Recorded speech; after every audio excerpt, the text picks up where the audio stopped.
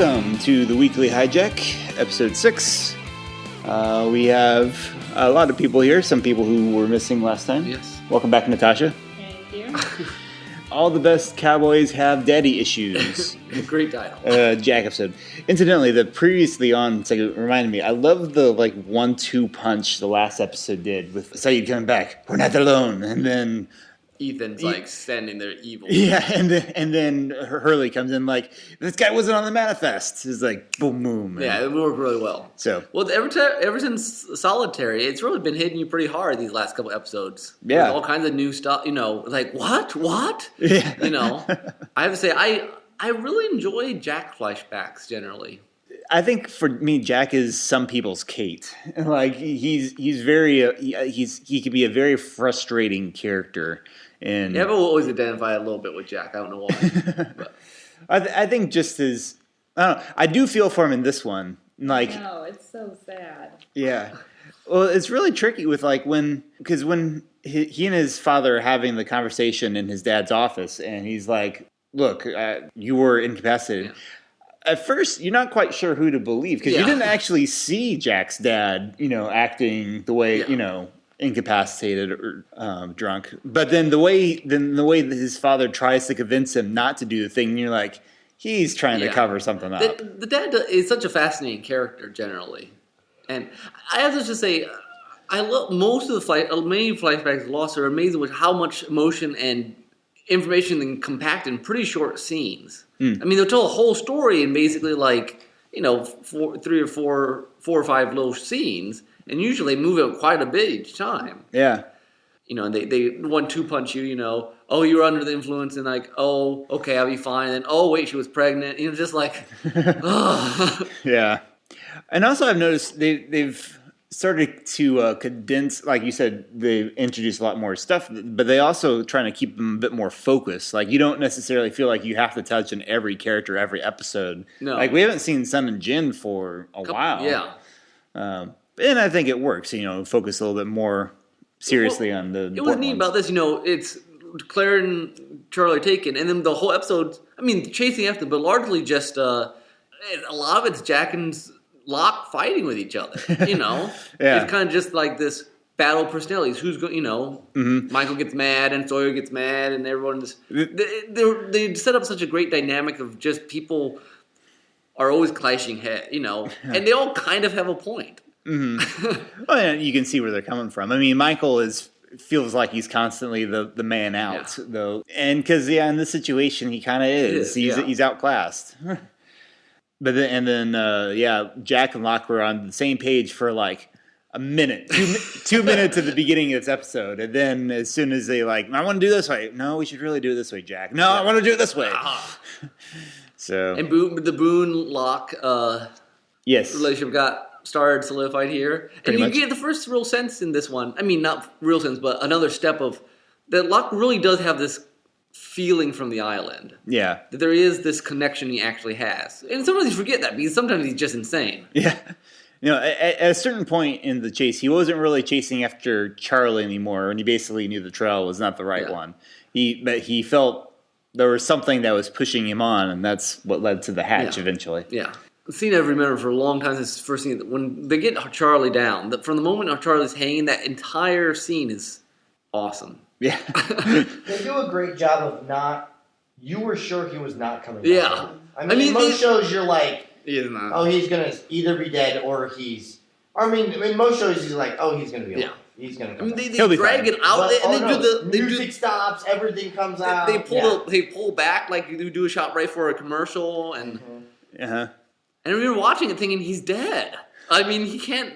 Right. And then what's great about that, also just, the way they play flashbacks and stuff, he tried to restart the girl's life at the beginning, and this time he's like, I'm not giving up. And he starts over again and starts just cracking ribs, basically. Pounding away at poor Charlie's not the chest. first time Charlie will be almost dead. Yeah.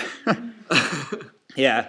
No, I've never seen this scene not knowing Charlie was going to survive, simply because I came into it late. I saw later stuff, but it is I could totally see that. Scene always plays well. They played it very straight. Yeah. Imagine it wasn't an easy scene to film either. So you always have to ask questions. That's a thing like that. So did Ethan actually drag both of them by himself? Charlie seemed to indicate that they, which has to make sense. Someone probably got Claire pretty quick. Yeah, through one of the another way or through one of the tunnels or something. Well, and I wondered.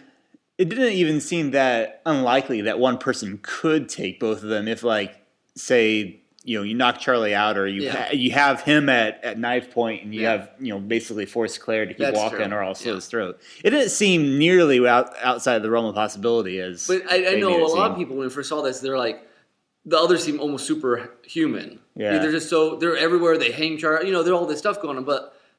You learn, later on, the others are not really all that special. No. They just... Well, they know the island. Yeah. And they have certain connections. Well, and it's sort of like when you're in a situation that you don't know anything else about, and then someone else does, they seem, knowledge is power in that sense. And so the others did have a lot of power in that regard. People just get beat up on this show. Jack just got... Yeah. Quite impressive. Do the others have like martial arts training or probably do? They all live with that kung fu master there in the temple. Oh, I forgot about that guy. Yeah. Him and Saeed have a pretty awesome fight there. That's true. That's not. It's easy to forget about the temple and all those people because you don't see them until the very end. It's easy to just think of the others living in other towns. Yeah, those are the more religious. The ones who. I mean, Ben kind of sidetracked the others from what they were supposed to be doing. Yeah, to a degree. In his need to fix babies. Yeah. But anyway, we're getting sidetracked from the episode. Sidetracked. But anyway, I thought it was a really strong episode. I mean, the great follow-up. Claire gets taken. There's just so much drama that's not even related to Claire in this one. I mean, she's not in it. There's not really any hope. Oh, and the hatch. Yeah. I mean, we mentioned that. Hatch at the very... Yeah, just the fact that there's other people in here and that they want to do us harm. I mean, that's terrifying enough for these survivors who are just barely eking out an existence. And then they throw this other thing in. Yeah. I mean, they're like, we won't just play this out. We'll just keep throwing stuff at you for a while. Yeah, there's a lot to... And Jack is in his most intense in this one. Mm-hmm. And we get some sharing of people's, what they do and stuff, a little bit of that sort of info. Poor Jack. All right, so any last comments on all the best Cowboys Have Daddy Issues? Why is Jack a cowboy exactly? That has to be a reference to something I don't know, allusion to something, like a song lyric or something. Yeah, it has to be. I have to look that up in Lostpedia, I guess. Any other thoughts? No. All right. Well, in that case, let's move on to whatever the case may be, which I believe is a Kate. And also, I found out when I was looking up, I don't remember why I looked it up this recently, but the Saeed... Solitary. Yes, there was a break. There was basically they had a 2-week break for Thanksgiving and stuff, and so then this episode we just watched was the last episode they showed before Christmas. Oh, okay. So that's why they pulled out all the stops there. I think so. Yeah, I think so. So this next episode would be like the first one they showed in January. So I think it's interesting to see how these things fell, in the original airings of them. But anyway, here we go. Okay, Zach's about to leave. Quick thoughts on this episode. I don't really have any thoughts on this. No, I mean, it was good, but I don't know. I didn't have, the last episode I had thoughts on. This one I'm not sure I have any thoughts on. Let me think. The Saeed and Dumbface thing is... Hey, I think it's kind of sweet. I don't think it does. It's the most... no. At this stage, I honestly, I like the Saeed Shannon thing at this point, just because he's just being business, and he's like, oh wait, she's being semi-useful. Well, and the thing is, I mean, I know a lot of people dislike Shannon a lot, but the fact that she's useless is her crutch. That's her thing. It's not that Saeed likes her. It's like her that likes Saeed. It's just a weird pair. I think honestly, she's looking for anyone who's gonna with a pulse. Yeah, anyone who's paying attention to her. She just has. I mean, that's her thing. She needs someone to need her. It's just plain to me, but I don't know. I can't remember how it developed. But at this point, I think it's a neat little thing. At this point, yeah, it's something for her to do, and that is good. Yeah. And she's just been lying on the beach tanning for a long time. Boone and Shen both have the same problem. They both feel useless, and Boone's way of dealing with it is to constantly volunteer for everything. Yeah. And Shannon's way of dealing with it is by constantly not volunteering for anything. It's kind of like, you know what, you're going to treat me that way? Fine, I'll just do my own I mean, thing. it's her Sawyer, you know, and to basically like I'm useless as opposed to whatever. And Boone's reacts in the completely opposite way. You know, I will volunteer for any job you have for me all the time. Can I do it, please? Yeah, basically. And so he gives the Ethan look to Shannon at the end here. It's like, how dare you be friendly with anyone but me, even though I just make fun of you all the time. Both of them are just weird. They are. But speaking of weird characters, I suspect this is an episode where a lot of people just kind of lost interest in Kate. Like, even though this is a Kate episode, the fact that she staged an entire bank robbery to get what's essentially a toy plane, I think it's very hard for a lot of people to identify with her. Did they show the toy plane in the... Well, they showed the envelope, and then the envelope was what was in the... Yeah, you're right. And inside was the toy plane. So it's like, seriously? Well, I think to argue the other side, I think it shows that, well, first off, Kate's ridiculous. I mean, she acts irrationally. When she tries to fix something, she goes all in. Mm-hmm. But simultaneously, the reveal at the end, which is not, the plane doesn't really matter, but the fact that it belonged to whoever she killed, which you know nothing about really at this point. Well, yeah, it's like you feel bad for her, but there's no context for it. It's like... I think it's probably, I mean, in some ways, maybe the writer's experiment was to see what they can say without saying anything. Yeah. Well, considering it's a David Limanoff episode, apparently that makes perfect sense. But I do think it shows, whether you like it or not, that her personality is one where the symbols what the Marshal hates her as she tries to save him. I mean, she reacts very strongly in ways that seem completely irrational. I mean, that's kind of her thing. For better or for worse. For better or worse. Yeah, I mean, I'm not saying that you need to like it, but I think it's very consistent with her character. I mean, she will, she feels horribly, deeply guilty about various things in her life, and she will bend over backwards to suffer for them. Yeah.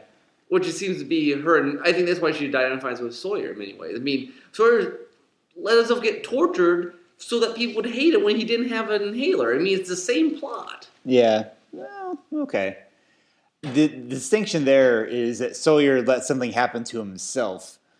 Kate orchestrated a bank robbery for this what's essentially a trinket. No, I know. I'm not saying I completely buy it, but I think that would be the reasoning. Yeah. No, I agree. This is one of those episodes that, like, I love the reveal at the end and her just Jack keeps saying, "Tell me the truth," because she just lies constantly. Yeah. I mean, that's just what she does. Again, for little good reason, but except for the fact of... Well, it's one of those things where, to us it seems like nothing, but obviously to her, it's deeply, deeply, wounding. You don't talk about that sort of stuff to other people. Mm-hmm. Because she feels guilty about it. Why did she put the plane in a safe? No, it wasn't her. She didn't put it in. No. It said it was her personal effects. Like when you... Get arrested, what they found on her. Yeah, what they found on her. Yeah, I know, but... It wasn't her key. She had said it wasn't her lockbox. She wasn't a signatory. So it was someone else's lockbox. Yeah. Which is why she had to do the bank robbery. Probably her mother's. Yeah. I mean, it is her her mother's lover. Why did it end up there? I don't know. Is that ever told? I don't remember. Seriously, who puts a toy plane in a lockbox? That I don't know. And I don't know if we get better details on that. This episode always feels like it's half an episode. Yeah. In her storyline. Well, I felt like I thought we did see more because I thought we do see more about the plane. Yeah, I thought I remembered like a conversation with Kate and like her accomplice in like a car afterwards. But it may not have been her accomplice because she shot him in the leg. Yeah. But that's obviously one reason they were looking to arrest her. One of the many reasons. Yeah. Yeah. So, and again, I think there is another side because it's really a half a story on her side. I mean, it's one of the few flashbacks that really is not... Doesn't tell you a lot. It doesn't tell you shows the whole story. It shows you a lot. It shows you a lot. It doesn't tell a lot. Which tells, if not more than anything, it doesn't necessarily tell you the answer. It tells you the sort of person she is. Yeah. Because honestly, in the other flashback, she's just run away. You don't really know anything. No, that's true. Now we've learned she's killed a person, which we didn't know before. She knows how to use a Someone gun. she loved. Yeah, someone she loved. Mhm. Which So maybe it's not. Maybe no, it's she not. has a boy. There's some boy she knew back home too that something happened to. I think. Oh, okay. Yeah, got hit in a car or something. I Okay. think so. Yeah. Again, another problem with Kate's backstory. Some of it's just kind of forgettable. Or it's all over the place. But Like Isn't that the guy she almost married? The plane? I don't know there's about a guy that. back home that she was escaping from the hospital one time and like her car got rammed into and the person died. That's the one I was thinking of. I think. No, it wasn't. It And was That's not Philly. Nathan Fillion. Yeah, that's That's right. who she married. That she married him. Yeah. Did she? Yeah. Yeah, and no, I think she.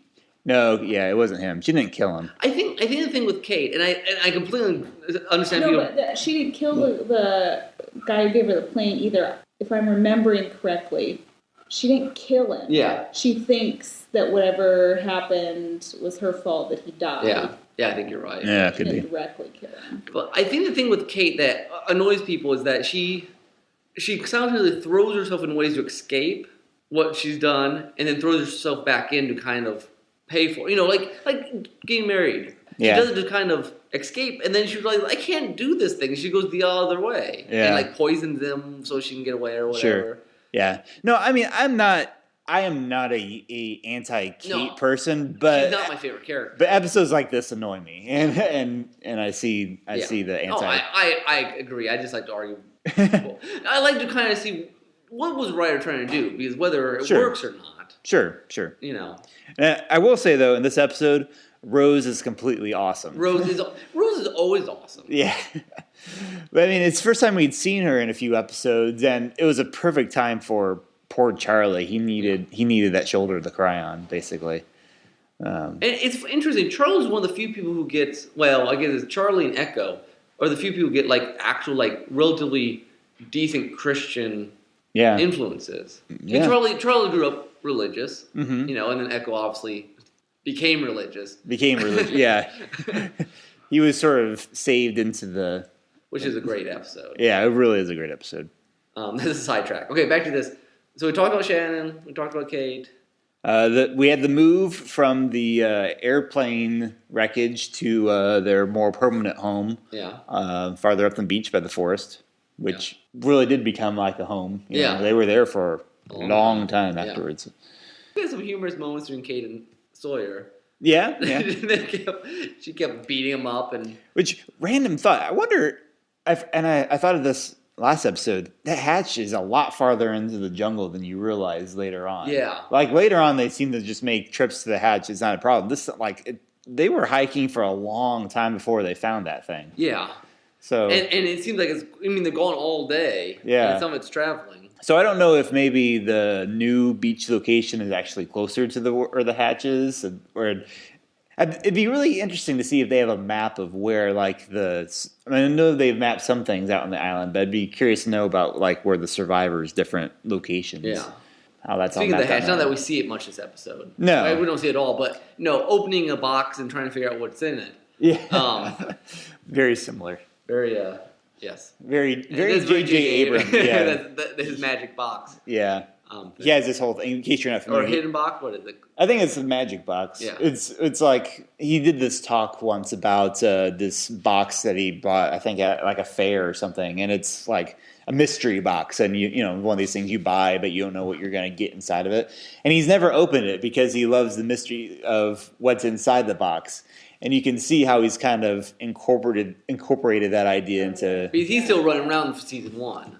a little bit. Yeah, that's true. Well, I think the Ramoldi thing in Alias had a box or something like that. Yeah, that I didn't get that far yet. It could be, but yeah, that's a big thing about the way why he markets the way he does and stuff like that. But all right, again, running a little longer. We talked a lot more about this episode than the last one for some reason. I wanted to throw in from the last episode because we talked about between Boone makes a great comment about red shirts. Yes. In last episode. And how Kate, they always die. And Kate says that Boone's safe with anyone on the island. It's probably hanging out with Locke. So, foreshadowing. It really feels like this is hardcore foreshadowing, that they knew something was going to happen. Yeah. Well, and honestly, if you know you're gonna kill off characters because you want to keep it serious, Boone's a good candidate. Yeah. not from Jacob, but a good candidate. I see what you did there. Yeah. All right. It's interesting. We got a Kate and Jack episode. I would actually say that both these flashbacks are much stronger than their original.